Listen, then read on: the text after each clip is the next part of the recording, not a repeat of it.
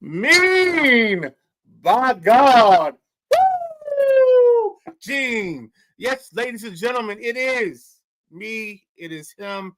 It is I. It is he that is he and who that it be. It is the him that is him and the he that is he. I am the MID, the NIGHT rider, coming to you live and direct on a Saturday morning, talking about the greatest fictitious college football show, baby, in the world, Craig, in the world. And we'll be doing life echoes in eternity, in the words of my man Maximus Decimus Meridius, leader of the North Army. We ain't gonna get into that because that's a whole nother thing, and you ain't ready for that. All right. But tonight we're gonna recap the end of the season for our college football league, and then we're going to head into championship week, and then we're going to give you a quick little preview of what's coming up in the college playoff system. Now, in the college football part of this, everything's not set because we got one more game to play. We got, I guess, there's another conference championship game that happens today between Oregon State. I can't remember who Oregon State plays, but we're waiting on that game, and then the playoffs will be finalized. So we're going to give you a projection of what's going to happen in the upcoming future. But we had rivalry week. Say it 3 times, say it fast, and I'm always say it like something is wrong. But this past week, we've covered up the last week of the season. So you got a lot of the games where teams played their rivals. I'll say it that way since I can't say rivalry. And we'll get this thing going. We'll get this party jumping. I see a comment already. Let's hit the comments. Comment 1 is Alabama versus Oregon State. Oh, that's going to be Lord cookie, in the words of Jack Carr. I mean, let me close my eyes when I say it. Lord cookie. It's going to be an amazing game. So that's a rematch of the final game of the season. All right, KG, thanks for that info. I know they've been trying to schedule that, so we'll get to that when the time gets to getting. Let's go ahead and jump in to the last part of that, and the biggest part of rivals playing each other, because I can't say rivalry week for some reason. Is we have the biggest game of rivals, our little in-house fighting at Laurel High School. We have Coach Marcus going against Coach Powell.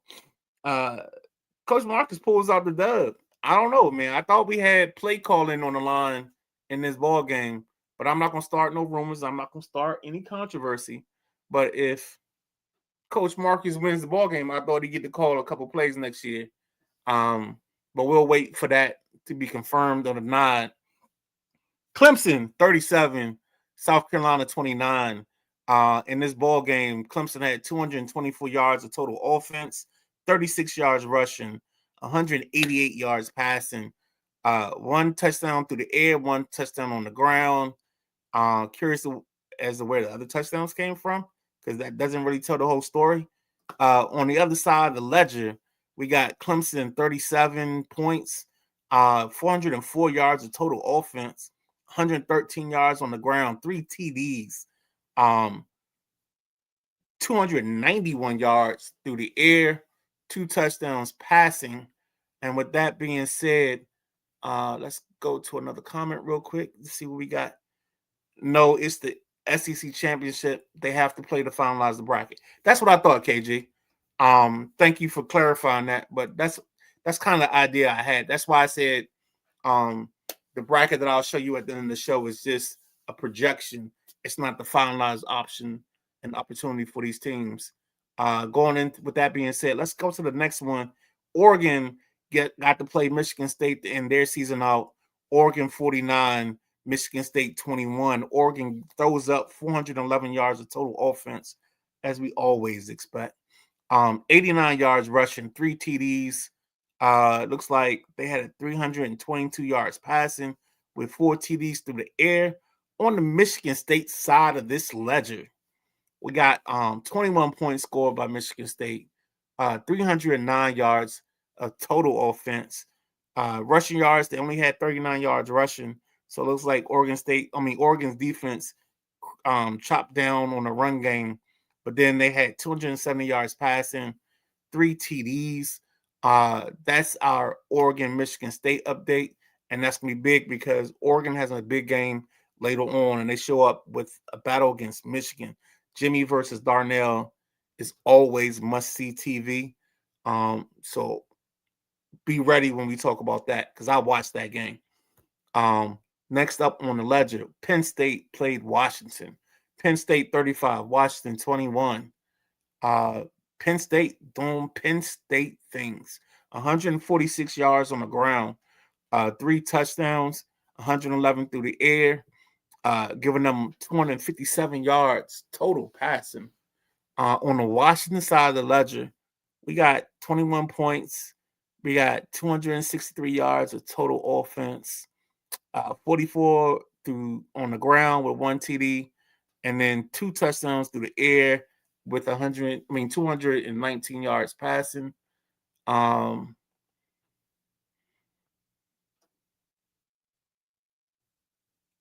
give KG all the credit. I helped too. I don't know what that means, but okay. I'm giving KG all the credit too. Um, Next up, I love KG, dog. If y'all don't know KG, you gotta learn to love him. He's the only man that's still growing at 6'4", and he still thinks he can give Coach Powell 10 snaps. And I showed him the snaps that he can give Coach Powell in our chat. But we'll digress from that. All right, let's go. Ole Miss 26, Texas 36. Looks like Texas had to do some comeback or get back in the ball game in this situation. 292 yards of total offense. Looks like Ole Miss only had 10 yards on the ground, 282 through the air, a rushing TD, 2 passing TDs. On the side of Texas, and they had 36 points. They got 437 yards total offense, 24 on the ground with 2 rushing TDs, and then 413 through the air and 3 TDs. This is probably one of those games where Texas did some Texas shit. Coach B is very prolific when it comes to offense.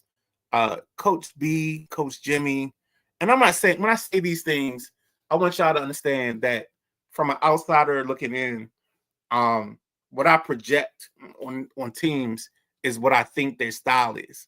I'm not saying this because I think they're the best at it.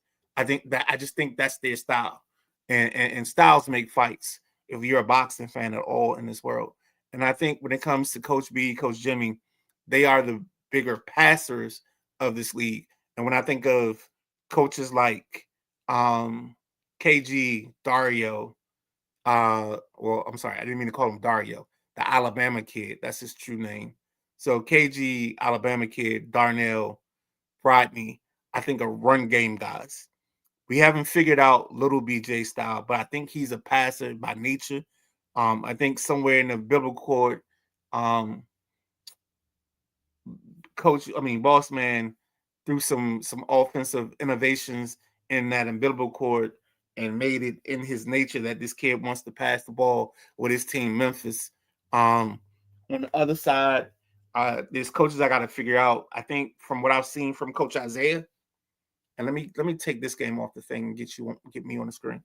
What I see from Coach Isaiah is I see a very heavy West Coast influence. I see he likes to get his backs involved, but I mean, I'm not here to give out scouting reports. I'm just here to give props. So I hope all the coaches, when you see me do this show and you hear me talk, I'm not giving out a scouting report on your team. I'm just saying what I noticed from what you do. Um, Coach Marcus is another very offensive guy. I think he's got multitudes or multiples in his offense. Coach Powell, Coach Powell is more of a grinder, so he probably would be in that more of that running game group with the other guys. Who did I miss? Did I miss anybody? I don't think I missed anybody. And if I did, I apologize. But um, what you do is appreciated in this league for sure. Real quick comment. Bossman says, I'll comment from here since KG gets all the credit. I didn't say that, dog. Come on, why we gotta be this way? Why we gotta be like this, man? Let me go ahead and finish out this thing because obviously I'm causing some friction in the group. I'm not recognizing everybody that they should be recognized, and I apologize up in advance for that. Next up is Alabama versus Oregon State. This is a game I was looking forward to all week. I'm mad that I missed the televised version of this, but Oregon State 31, Alabama 28. Even though I missed it, I know this game gave all the energy that this score gave. 370 yards total offense for Alabama. 314 yards passing for Alabama, 4 TDs, 56 yards on the ground. On the Oregon State side, 423 yards worth of offense, 169 on the ground, 2 TDs. Looks like they got 254 in the air with 2 TDs. Now, let's not get this mixed up. And when you come back next week, we're not doing a repeat or we're not airing a show that already aired. Alabama and Oregon State have to play again in the SEC championship game. So that will kind of conclude or kind of finalize our bracket that I'm going to show you at the end of the show. So the bracket at the end of the show isn't the finalized version because we got one more game to play. And the good thing is the guys in this league are so flexible and they understand everybody else's schedules. So we know sometimes we got to give a little bit to get games in. And that's what happened here in this situation. And on the other side of the ledger, for Notre Dame to finish out their schedule, Notre Dame played USC. In the words of the immortal Jack Carr, they played for the Shanae. Notre Dame 14, USC 9. Total offense for Notre Dame was 151 yards, 82 on the ground with 2 touchdowns, 69 yards passing. On the USC side, 208 yards of total offense, 210 through the air. Looks like USC just kicked a bunch of field goals in this ball game and to close it out and to get everything squared away. And then here we go. Championship week was brought in with the ACC title game. And then the ACC, Coach Marcus, man. I know he might be trying to get in, but I know he's got commitments today. He's got the PG County versus Southern Maryland ball game that's going on. I think that plays at 1. So he's probably not going to be able to get in with us today to talk about his team. But in the weeks to come, it'll be something where we have a conversation and talk about the season that Clemson had. I want to talk to him about the joy of beating Coach Powell in the Clemson versus South Carolina game. Talk about a true rivalry. 2 teams that, 2 guys that know each other. And that's the beauty of this league is you get a bunch of guys that know each other playing against each other. And it's just, it's bravado, it's machismo, it's my ego. I got to beat you because I'm better than you, or I feel like I'm better than you. And that's what you got from Clemson versus South Carolina. So here we go. So Clemson plays Pitt in this conference championship game. Clemson wins 30-14, right? So Clemson now has kind of put their stamp on their seed in the tournament. Again, remember, this bracket I'm going to show you later doesn't have all the teams finalized. So we got one because we have one more game to play. So on Pittsburgh side of the ledger, they put up 176 yards of offense, 35 on the ground, 1 touchdown. In the passing game, they put up 141 yards and a touchdown there. On the Clemson side of the ledger, they got 413 yards of total offense, 85 yards rushing, 2 TDs, 328 through the air with 2 TDs. Clemson got an offense, dog. If you're not ready to score points and you're not ready to score, you got to figure out a way to shut this team down because Coach Marcus got these boys flying high, baby. On the other side, game I watched, Oregon 11, Michigan 14. I think I put this in the chat for the guys to see, and I did it on purpose. It was a great ball game. When you play somebody in a game, you learn their tendencies, you know what they like to do, and you could see that emanate from this ball game. And I'm gonna take this off the screen for a second and kind of put myself up. Like if you guys know, because we've all done this, especially if you play in the video game world. We all have our buddies that we play against all the time. I never forget that we were playing Madden one year, and I had my buddy put his career on the line, and I spotted him 21 points, just because we boys. And that's the beauty of this league is you get to see guys. So you get to see BJ play against KG. You get to see Darnell versus Rodney. You get to see Jimmy versus Darnell. You get to see KG versus Jimmy. You get to see all these guys, and all these guys are good friends. You get to see the Alabama kid against KG. You get to see the Alabama kid against Darnell. You get to see the Alabama kid against against BJ. Like these guys all know each other's tendencies, knows what they like to do. And that's the challenge of this league. That's the beauty of this league. That's what makes this league special in all regards, because you know what you're going to get. You know what's going to happen on the other side. Now you got to be smarter. You got to be more innovative. You got to think of, he knows I'm going to run outside zone, or he knows I'm going to run triple option. He knows what I'm doing. That's the beauty of this league.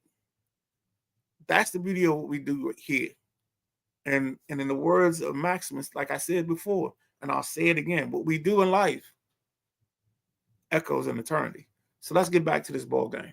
So Oregon 11, Michigan 14. Oregon had 203 yards of total offense, 31 yards on the ground, 172 through the air. On the other side of the ledger, Michigan doing Michigan stuff. 195 yards on the ground, 2 touchdowns. On the other side of the ledger, they got 46 yards passing. Michigan 14, Oregon 11. As I said before, the biggest part of this game was Oregon early had a turnover. And I see you, Coach, in the backstage, and I'm gonna get you in 1 second. So that's the part on this. Let's get my guy in, because this is my guy. He's got me fired a couple times. You know what I'm saying? He walks with the Spartans, one of the 300. He's number 298. Coach Marcus, what's up, baby? What's going on, big dog? Nothing much, man. You gonna be out there today at Oxon Hill? Probably not. I'm at a wrestling tournament right now. Oh, okay, that's right. You're a man of many talents, man. You work harder than I do. I try. Hey, what's up? So Clemson, South Carolina, man. Tell me about that ball game, baby. Hey, look, man. Be special. Midnight, man. We beefing. You let Coach Powell get on this podcast and throw some shots at me. So I had to do my man's dirty one time. Okay. Okay. Hey, you must have missed my last comments. I told everybody the beauty of this league is all the coaches know each other, and there's all these personal relationships. So it's funny because y'all rivals. And now y'all rivals naturally in the game. So that's the beauty of this shit. Yes, sir. Yes, sir. It was a good game. Defensively, I probably got like a top 3 defense in the game. I don't even know the statistics of that. But my defense is locked down. My D-line good. DBs catching picks. Linebackers flowing to the ball. It's all good on that side. And in the offense, as Coach Powell say, I may be a defensive guy, but I'm definitely getting that offense. Now, I tell people, I said this before. I said, I think you deserve some play calls. You know what I'm saying? Let me get a quarter. You know what I'm saying? That's what's up, baby. But nah, the offense is working. I think you, I tell everybody when I do this show, when I watched it, I watched this game as a fan. And I watched how you guys operate. You know what I'm saying? And I love it because I get to be a backseat driver watching you guys do what you do and do what you love. And I think your offense is innovative. I think you're a mixture of running pass. The game I want to see is you against Clemson. I mean, you against Oregon State. Oh, yeah. I need to get that. I think that's got to be a game. Even if it don't happen in the playoffs, it's got to happen next year. Look like he froze up on me, but no, yeah, Oregon State versus Clemson, man. I think that's two coaches that's new to the league. I'd love to see them start off and spark off a rivalry. There you go. I can see you now. We good? Yeah, we good. So yeah, like I was saying, just like you, man. When I watch those user games on YouTube, I'm watching and I'm excited. You know, I'm watching. Ooh, that's a good play. That's the momentum change. You know, we always talk about the momentum change on EA. Yes. Momentum is a big thing, though. The momentum thing, like I didn't notice it the first year or two, but this year, like everybody been talking about it, and it's crazy. Another game I want to see is you against Ohio State. Day. Oh yeah, that's Day. Day, man. Day call defense like he Greg Williams Jr. Baby. He's sending somebody. You ain't gotta worry about it. It ain't just a full man rush. You know what I'm saying? It's coming from somewhere. Yes, sir. Yes, sir. He getting his. Yes, sir. Yes, sir. Definitely. So no, just real quick because I gotta hit the last two things before I get out of here. And head over to I'm heading over to see coaching them. So the PG County versus Southern Maryland game at 1 p.m. at Oxon Hill High School. Man, you know, I know we talk about the league on this one, but I'm excited for that game. Even though I can't be there, I'm excited because this is the one time in our All-Star game for PG County that none of the kids opted out. You know, all of our talented athletes or committed guys are going to be balling out for PG County. That's what's up, man. How many kids we got from the 300? Just one kid. DN Jabrilla, number 22. That's my guy. Dog, that was my dude all season long, man. Whenever he made a play, man, that was the kid I loved. I loved him. My kid 3 Custis, I think is his name. No, Custis. Yeah. Well, he's a junior, so he wouldn't be able to go in that game. Yeah, it's a bunch of kids, man.